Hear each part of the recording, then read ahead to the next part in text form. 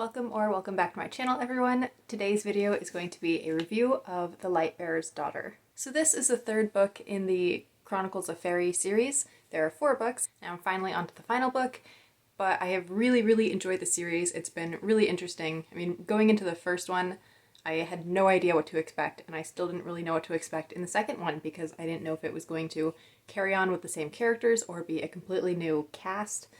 And it's been really interesting to read the books because it is new characters in each book, but it also follows the same timeline, and each consecutive book happens only, a year or so after the previous one ended.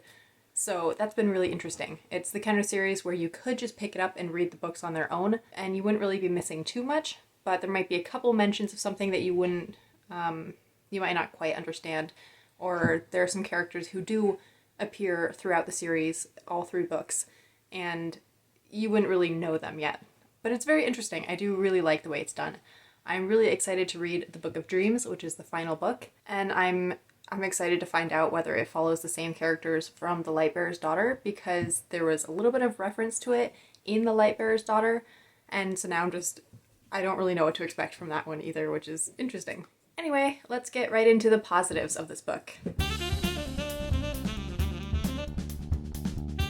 So after just reading 1 chapter, I had written that it had a very intriguing beginning and a really great catch, and it really did just catch my attention. I really loved it. It was kind of giving me Fern Gully vibes in the beginning. I don't know if you've seen that movie. It's kind of an old one. Yeah, enjoy the cat. Anyway, I'm just gonna ignore that. As I was saying, Fern Gully, it's kind of an old movie, but I used to watch it quite a bit growing up. It was at my grandma's house. Anyway, this was kind of giving me Fern Gully vibes in the beginning because there were a bunch of eco-warriors who were trying to save the forest, and there's, big bad people coming to destroy the forest, and there's also like this monster that you don't know what it is, and it just really was giving me Fern Gully vibes. I was like, this is the whole plot of Fern Gully. It of course doesn't follow that the whole way. Like, there's a lot more to it, but just the first few chapters as I was reading them really just gave me Fern Gully vibes, especially since for the first quarter of the book, I guess, every other chapter is told from the perspective of the shadow of the monster, of whatever you want to call it, and that was really interesting too.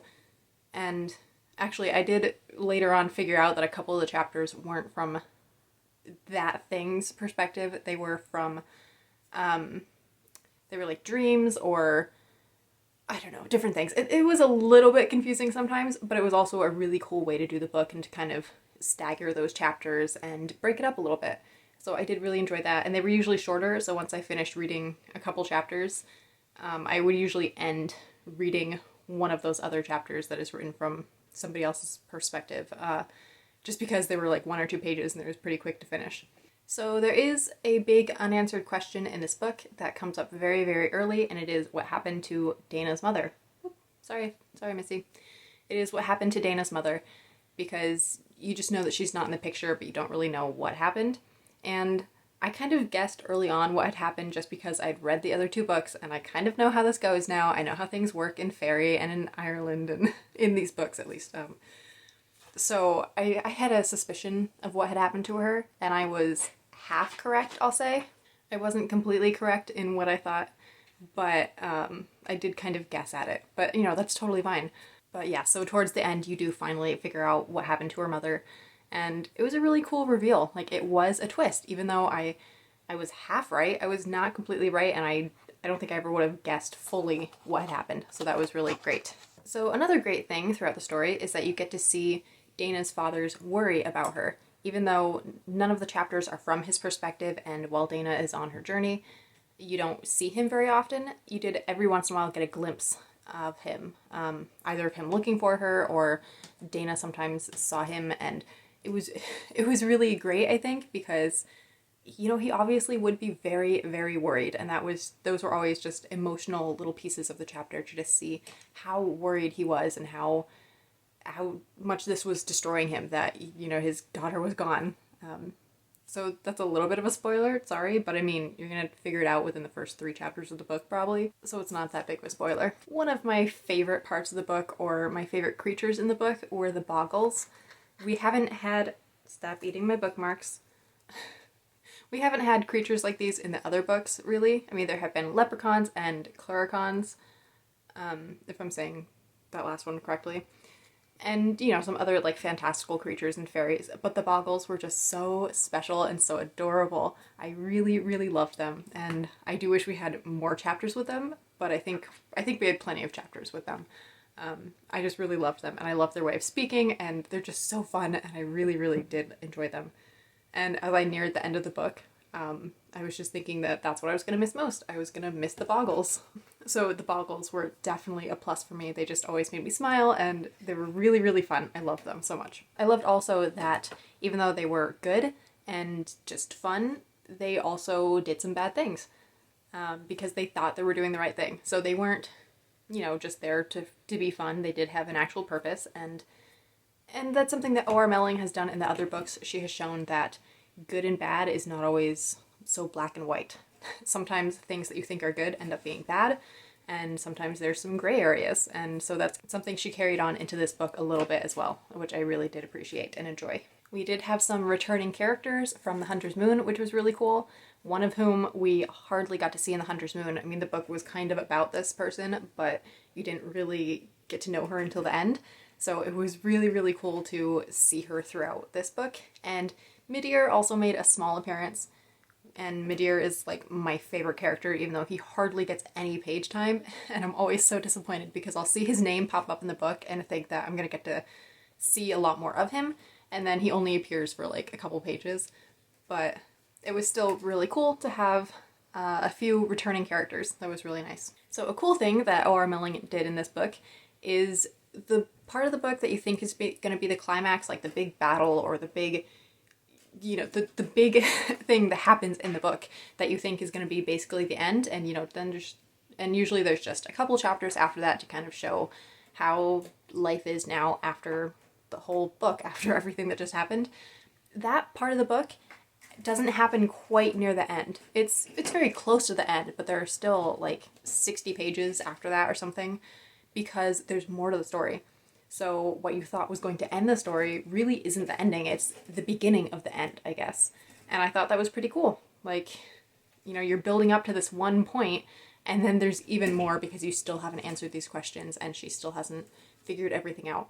So I thought that was a plus. I thought it was a really cool way of doing that, and I really did enjoy it. I already mentioned the twist about her mother. That was a big twist, and I thought that was pretty cool.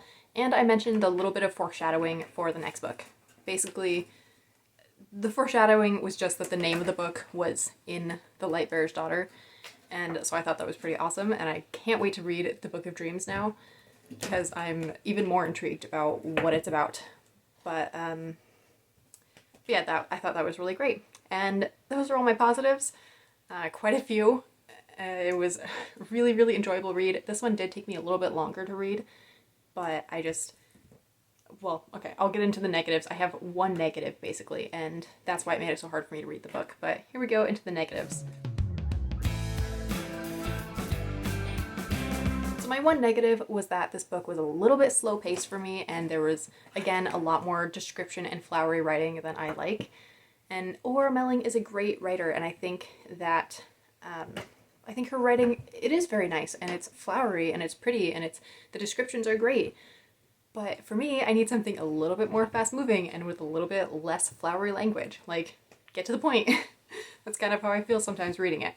So it did take me a little bit longer to get through because it wasn't quite as fast-paced, and there was just like so much description. And while I did like those alternate chapters in the beginning that were not from Dana's perspective, towards the end there were some like that, and they seemed to drag a little bit more, and they weren't quite as interesting to me. There were also several chapters towards the end that were all in italics, and I know why O.R. Melling did that, but it just makes it a little bit harder to read. So I was trying to get through those, and if you read that much italics, it's a little bit funky. So that did take a little bit longer to get through. I actually got my mom to let me read one chapter to her because I just was having such a hard time getting through it. It's like if I could read it aloud, then I would focus more, and I wouldn't be able to be distracted because I'm reading to somebody. And even though this is not her type of book at all, she did let me read to her, which was really nice. So that helped me get through those italic chapters. But yeah, so that was a negative too, I guess. So I have two negatives, but overall, really, I loved it. It was a great book. If it had been just a little bit faster paced, I think I would have gotten through it faster and loved it more. But overall, really, really great book. This is a series that I think I might someday read again.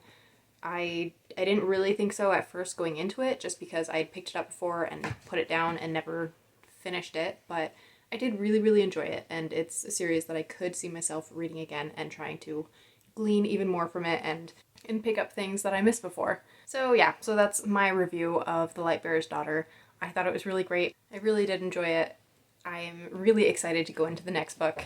Also, I have painted the edges of a lot of my books, so now this one has nice painted edges. This one didn't turn out quite so well because the paint was too thick when I put it on, and the pages are really, really old. But I did the other 3 books in the series, and 2 of them turned out really, really well. So, like, here's one, and I think that turned out great.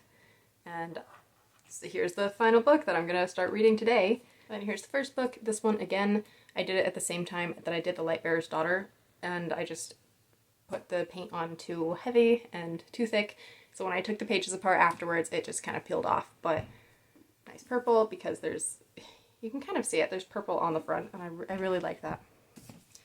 And then here's this one in a nice blue, the Summer King. So altogether, I do wish I'd done this one a different color, but anyway, I haven't finished the series yet, but so far I am loving it. I would definitely recommend it to anybody who likes fantasy and who likes fairies and books like that. It's not a series where you're going to get to really know the characters because, like I said, they have been different in every book, but there are recurring characters and it happens along the same timeline. So I would recommend it to anybody who likes fantasy and who likes that type of book. It's definitely young adult. I mean, maybe a little bit more on the upper side of young adult, but there's really nothing in it to make it new adult or even old young adult. I did notice in The Light-Bearer's Daughter that O.R. Melling sweared a couple times, and I didn't notice that in the other books. I don't really think she did. Maybe, and I just didn't notice it, because it's not very often, and it's like light swearing. But if you don't like any of that sort of thing, I guess it's not the series for you. But it's really light, and there's not a ton of swearing. And the books are Irish, and you know, the Irish are kind of notorious for swearing, so I feel like you gotta expect a little bit of that in an Irish book about Irish people. But anyway, yeah, I have really enjoyed it, and I can't wait to get into this massive book, which is 680 pages, and it took me 2 weeks to read the last book, which was 360 pages, so this one's going to take a really long time, especially since I've started working now, and I have a lot less time to read, but I'm going to try to get through it quickly. Really excited to know what it's about. I'm just really intrigued. Can I also say that I love these covers? This is why I picked it up, basically. I found them in a thrift store and I picked them up because I just thought these covers were amazing. Like, I've never seen shiny covers like this. And the covers and the titles all tie in so well to the books, but without giving things away, really. And sometimes you don't understand exactly how they tie in until you've read it, like, pretty much all the way through. And then you figure out, like, oh, that's why there's a girl that looks like she's sleeping or dead. I don't know if you can see that. But, like, it makes sense once you've read the book. But before then, it's like, I don't know, it doesn't make quite as much sense. But the titles also tie in so well, and I really do like that. Here's the final one. So I haven't read the 4th one yet. I don't know how the title is going to tie in and how the picture is going to tie in, but I'm really excited to find out. Alright, so I should end this here so I can actually do some reading. But I hope that you enjoyed this review. I hope that my reviews of these books have been helpful, and of my other books as well. I do enjoy doing these. They're not summaries and they're not book reports exactly, so they've been really fun for me. And I hope that you've enjoyed them too. Leave me a comment down below if you do enjoy them, and you know, let me know if you've read these books or if you have any recommendations based off of the books that I've read, because I'm always looking for new books. I have way too long of a TBR list, but I'm always looking for new reads as well. So it's kind of a never-ending cycle. I don't think I'm ever going to read all the books on my list, but anyway, I'm always open to new suggestions. So that's the end of the video. As always, thank you for watching and have a blessed day.